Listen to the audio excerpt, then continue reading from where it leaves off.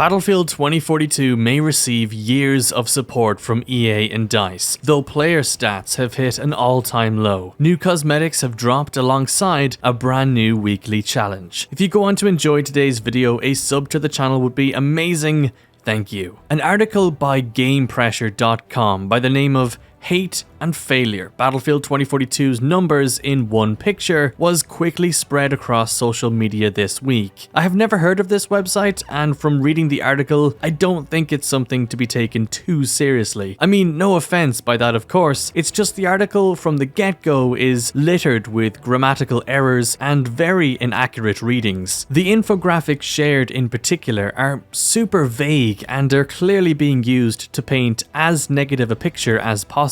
The article refers to the Battlefield 2042 Reddit page being taken down, despite the mods never actually going ahead with that, and it also states that, quote, EA DICE employees have long realized that Battlefield 2042 will turn out to be a dud. I'm unhappy with the game as much as the writer is here, but some of this stuff is just complete rubbish that's been fabricated for clicks. Though, as one-sided as things are and how personal this article comes across to the reader, the conclusion remains the same. I mean, it doesn't matter if the readings for the infographics are compared between the launch day and last Monday afternoon, the drop in player numbers on Steam is apparent. I just don't think there was cause to dress up this fact and make things seem worse than they actually are, because things are already awful. Just seems like the article is piling on to the hate train for the sake of clicks without adding anything to the narrative. Another article I wanted to briefly discuss was one from VentureBeat.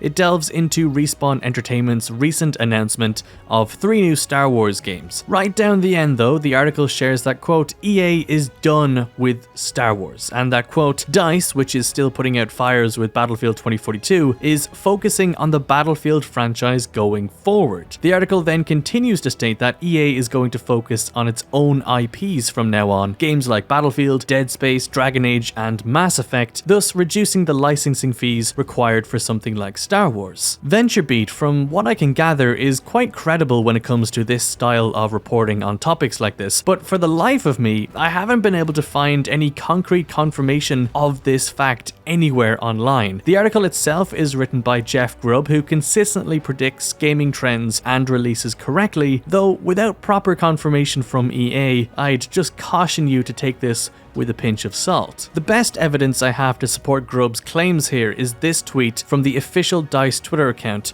welcoming the new general manager Rebecca Kutaz back in December last year. Quote, we're excited for the future and remained focused on supporting Battlefield 2042 in the years ahead. Aside from that, I can't see any mention of EA supporting Battlefield 2042 long term, but I'm sure we'll find out during the investor call that's fast approaching. February 1st is when we'll have more on that. Before we get on to the next round of content dropping for Battlefield 2042, I wanted to share this roadmap mock-up I made for Battlefield 2042 Season 1. We are yet to hear anything official on this, but I find sharing mock-ups and concepts the easiest way for me to gather and share feedback. I posted this image on Twitter the other day, and it was met with a variety of opinions. Right now, almost 100,000 impressions have been made on that tweet, and at least 95% of the feedback has been positive, though it should be mentioned that many players still consider this too ambitious for Battlefield 2042, and that Season 1 should instead focus on bug fixes and general quality of life improvements. But I'd like to know what you think of this down in the comment section. Would you be happy with a roadmap similar to this, or should we expect more from DICE? Let's just get a conversation going on. Moving on, we've got a new week of challenges and rewards. This time it's the Adept Predator weapon skin for the 12M auto shotgun, kill 20 enemies with DMRs or sniper rifles, spot or EMP 100 enemies, and melee kill